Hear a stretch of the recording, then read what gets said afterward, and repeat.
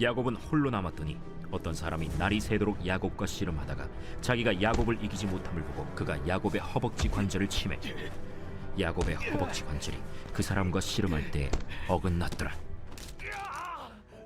날이 새려하니 나로 가게 하라. 당신이 내게 축복하지 아니하면 가게 하지 아니하겠나이다. 내 이름이 무엇이냐? 야곱이니이다. 내 이름을 다시는 야곱이라 부를 것이 아니요 이스라엘이라 부를 것이니 이는 내가 하나님과 및 사람들과 겨루어 이겼음이니라. 당신의 이름을 알려주소서. 어찌하여 내 이름을 묻느냐? 하고 거기서 야곱에게 축복한지라. 그러므로 야곱이 그곳 이름을 브니엘이라 하였으니 그가 이르기를 내가 하나님과 대면하여 보았으나 내 생명이 보존되었다. 그가 브니엘을 지날 때에 해가 돋았고 그의 허벅다리로 말미암아 절었더라. 그 사람이 야곱의 허벅지 관절에 있는 둔부의 힘줄을 쳤으므로 이스라엘 사람들이 지금까지 허벅지 관절에 있는 둔부의 힘줄을 먹지 아니하더라. 예, 오늘 이야기는 저희들 모두가 다 잘 아는 그러한 이야기인데요. 오늘 이야기에서는 고향으로 향하고 있는 야곱의 모습을 그리고 있습니다. 야곱은 이제 자기 형 에서를 만날 준비를 하고 있습니다. 이 야곱이 에서를 만난 지도 벌써 20년이라는 세월이 흘렀습니다. 20년 전 아버지 이삭의 집을 떠나면서 그때 마지막으로 본 형 에서였습니다. 이쯤 되면은 보통의 형제지간에서는 빨리 보고 싶을 것입니다. 그렇지만은 야곱과 에서의 관계는 조금 특별했죠. 야곱은 그 시점에서 고향에서 옛적에 있었던 일을 돌이켜 보았습니다. 속임수, 기만, 교묘한 꾀, 이것이 야곱을 상징하는 말이었습니다. 20년 전. 그래서 그러한 꾀로 자기 형인 에서와 아버지 이삭을 속이고 장자의 권리를 빼앗았습니다. 이 시점에서 이제 그런 일이 있었는데 형인 에서를 이제 만나게 된 것입니다. 형과의 만남이 어떠할지 야곱으로서는 알 수가 없었습니다. 그러던 차에 앞서 보냈던 하인들로부터 소식이 왔습니다. 에서가 야곱을 만나러 이쪽으로 오고 있는데 무려 사람들을 400명이나 데리고 오고 있다는 소식이었습니다. 헤어졌던 동생을 하루라도 빨리 만나고 싶은 그러한 심정이었다면은 하인 2~3명만 거느리고 오면 될 터인데 형 에서가 400명이나 되는 장정들을 거느리고 오고 있다는 소식을 들은 야곱은 두려워졌습니다. 그래서 어떻게 하면 이 위기를 잘 넘길 수 있을까 궁리하기 시작했습니다. 자기 가족을 둘로 나누고 가지고 있는 가축들도 둘로 나눴습니다. 에서가 한 무리를 습격하면 다른 한 무리는 안전할 것이기 때문이었습니다. 그러나 그렇게 하고도 야곱은 안심이 되지 않아 더 만반의 준비를 하면서 마음을 가다듬고 있었습니다. 그리고 마지막 방법, 하나님께 기도를 드립니다. 이때 야곱이 드린 기도는 그가 젊은 청년 시절에 드렸던 기도와는 매우 다른 기도였습니다. 야곱이 20년 전 고향을 떠날 때 드린 기도가 창세기 28장 20절에서 22절에 다음과 같이 나옵니다. 하나님께서 저와 함께 계시고 제가 가는 이 길에서 저를 지켜주시고 먹을 것과 입을 것을 주시고 제가 안전하게 저희 아버지 집으로 돌아가게 해주시면 주님이 저희 하나님이 되실 것이며 제가 기둥으로 세운 이 돌이 하나님의 집이 될 것이며 하나님이 저에게 주신 모든 것에서 열의 하나를 하나님께 드리겠습니다. 어떠한 기도였냐요? 이 기도 내용대로 하면 하나님께서 나를 잘 대해주면 나도 하나님께 잘 대해주겠다는 일종의 협상과도 같은 그러한 기도였습니다. 그러나 창세기 12장 9절에서 12절에 나오는 20년 후 새 인생을 시작하기 위하여 고향으로 돌아가면서 야곱이 드린 기도는 이와 같습니다. 할아버지 아브라함을 보살펴 주신 하나님, 아버지 이삭을 보살펴 주신 하나님, 고향 친족에게로 돌아가면 은혜를 베푸시겠다고 저에게 약속하신 주님, 주님께서 주님의 종에게 베푸신 이 모든 은총과 온갖 진실을 이 종은 감히 받을 자격이 없습니다. 제가 이 요단강을 건널 때 가진 것이라고는 지팡이 하나뿐이었습니다마는 이제 저는 이처럼 두 물이나 이루었습니다. 부디 제 형의 손에서 에서의 손에서 저를 건져 주십시오. 형이 와서 저를 치고 아내들과 자식들까지 죽일까 두렵습니다. 이러한 기도를 드리고 자기의 가족들을 앞서 보낸 후 야곱은 홀로 강 이편에 남아 있었습니다. 자기가 원하는 것을 얻기 위해 전력 질주하면서 그때까지 바쁘게 살아가던 야곱이었습니다. 그러한 야곱이 최초로 홀로 조용하게 자신을 되돌아보는 장면이 바로 오늘 읽은 창세기 32장입니다. 오늘 읽은 본문 바로 앞구절인 22절에는 야곱 일행이 야복 강가에 있었다 이렇게 이야기하고 있습니다. 야복이라는 말은 무슨 뜻인가 하면은 허전하다, 비다 이런 뜻입니다. 가족들을 모두 보내고 홀로 남은 야곱, 마음속이 허전하고 빈 것 같은 야곱, 그 야곱이 그날 밤 허전함, 빔이란 뜻을 가진 야복 강가에서 주님과 씨름을 하기 시작합니다. 고독의 한가운데서 야곱은 하나님과 대면하게 됩니다. 씨름이 동틀 무렵까지 계속되었습니다. 그리고 마침내 야곱은 자기가 가장 원하던 것, 그것을 하나님께 말하였습니다. 축복이었습니다. 야곱은 자기를 축복해 주지 않으면 보내지 않겠다고 이야기합니다. 나를 축복해 주지 않으면 놓아주지 않겠습니다. 야곱의 이 말에 주님은 야곱이 그토록 원하는 축복이 아니라 엉뚱한 질문을 하십니다. 뭐라고 주님께서 말씀하시나요? 너의 이름이 무엇이냐? 엉뚱한 질문을 합니다. 간단한 질문입니다. 대답하기 쉬운 질문입니다. 누군가 나에게 그러한 질문을 했다면 정말로 대답하기 쉬울 것입니다. 내 이름을 이야기하면 되기 때문입니다. 그러나 야곱에게 있어서 이 질문은 그렇게 간단한 물음이 아니었습니다.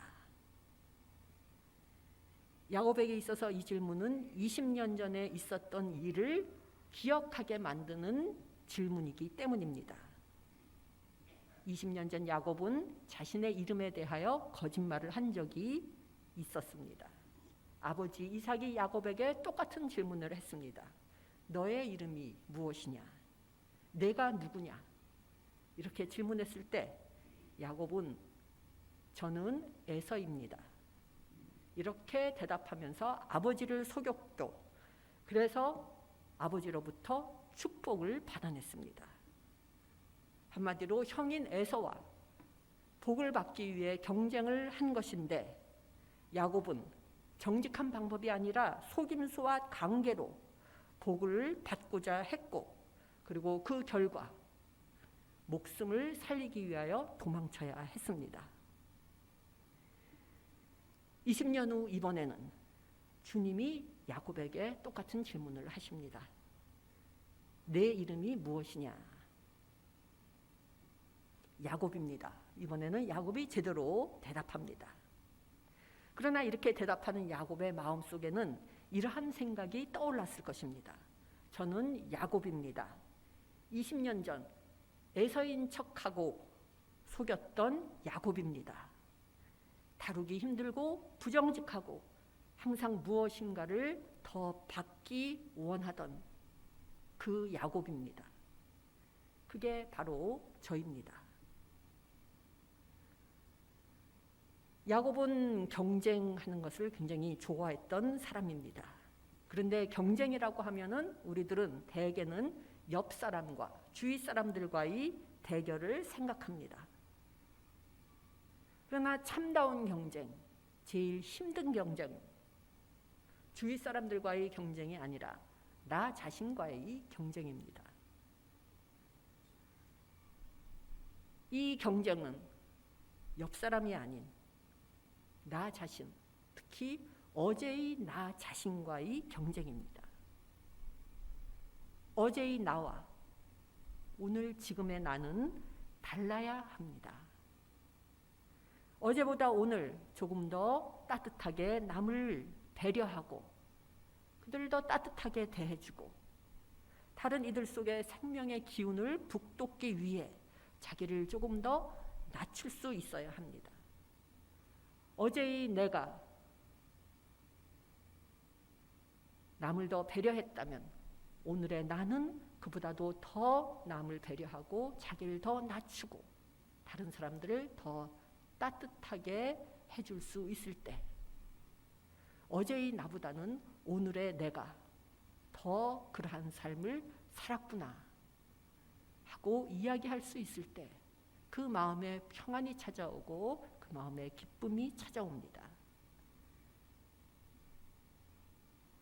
그렇기 때문에 진정한 비교의 대상은 외부에 있는 것이 아니라 어제의 나 그리고 오늘의 나 사이에 있는 것입니다.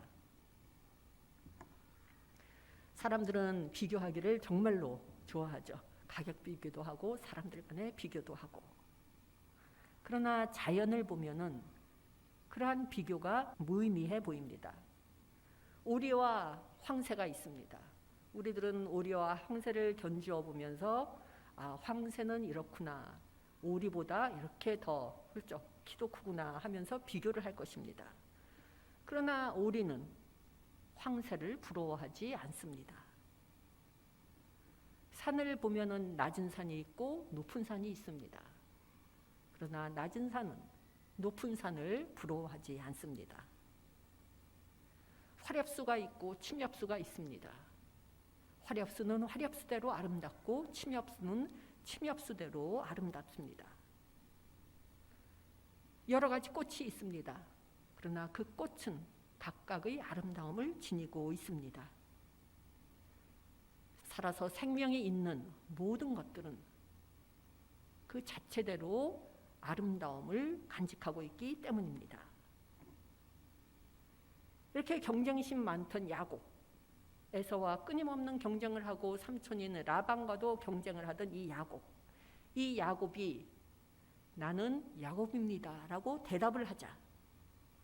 나는 야곱이라고 결점 많고 약한 야곱이라고 대답을 하자. 주님께서 그때 말씀하십니다. 너의 이름은 이제 야곱이 아니라 이스라엘이다. 주님께서 새 이름을 주십니다. 야곱이라는 말은 발꿈치를 잡다, 속이다 이러한 뜻을 지니고 있습니다. 그러나 새 이름은 이스라엘은 무슨 뜻을 가지고 있나요? 하나님과 씨름하는 사람이라는 뜻을 가지고 있습니다. 야곱이 새 이름을 가지게 된 것처럼 변화된 것이 한 가지 더 있었습니다. 야곱이 씨름을 하면서 입은 상처입니다. 하나님은 마음만 먹였다면 야곱으로부터 이 상처를 없애실 수가 있었을 것입니다. 그러나 그렇게 하지 않으셨습니다. 왜 그랬을까요? 야곱의 그때까지의 인생은 경쟁심으로 인해 가족과 친족들에게 많은 상처를 입혔습니다. 그러나 주님께서는 야곱으로 하여금 더 이상 다른 사람들에게 상처를 입히는 가해자가 되지 말고 대신 그 상처를 보면서 그 상처를 기억하면서 상처받은 치료자가 되라고 상처를 남겨놓으셨습니다. 주님께서 원하시는 것은 완벽함이 아니라 진실함임을 기억하기 위해서 상처를 남겨놓으셨습니다. 이것이 바로 우리들에게 주는 야곱 이야기 메시지입니다. 우리들을 향한 격려입니다. 상처를 숨기려 하지 말고 그 상처를 보면서 다른 사람의 상처를 치료해 주라는 주님께서 우리들에게 주는 메시지입니다. 우리들은 몸의 질병과 씨름하는 것이 어떤 것인지를 압니다. 그리고 깨어진 관계들과 씨름하는 것이 어떤 것인지를 압니다. 이 상처받고 고통받는 세계 속에서 험난하고 어려운 상황들과 씨름하는 것이 어떤 것인지를 압니다. 이 야복강가에서의 일은 야곱의 생애에 있어서 가장 힘들었던 때였습니다. 그러나 바로 그 장소에서 야곱은 주님으로부터 새 이름을 받고 참된 자아를 찾게 됩니다. 그리고 그 장소를 야곱은 새 이름으로 부릅니다. 브니엘이라는 이름으로 부르게 됩니다. 브니엘은 하나님의 얼굴 또는 하나님과의 대면이라는 뜻입니다. 저희들 모두 다 잘 알고 있는 이야기지만 주님께서 어떤 사람을 사용하시기 원하실 때에는 먼저 그 사람을 넘어지게 하십니다.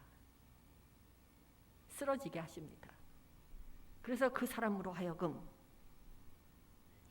주님의 은혜밖에는 의지할 곳이 없는 지경이 되어 주님을 찾을 때 그때 그 사람을 일으켜 세우시고 주님의 일에 쓰십니다. 이것을 브니엘 이야기 속에서도 우리가 발견하게 됩니다. 브니엘 이전과 브니엘 이후의 야곱은 매우 다른 야곱입니다. 브니엘 이전의 야곱이 남들을 속이고 남이 가진 것을 어떻게든 획득하려고 빼앗으려고 하는 야곱이었다면 브니엘 이후의 야곱은 야곱의 모습에서는 그러한 이야기가 나오지 않습니다.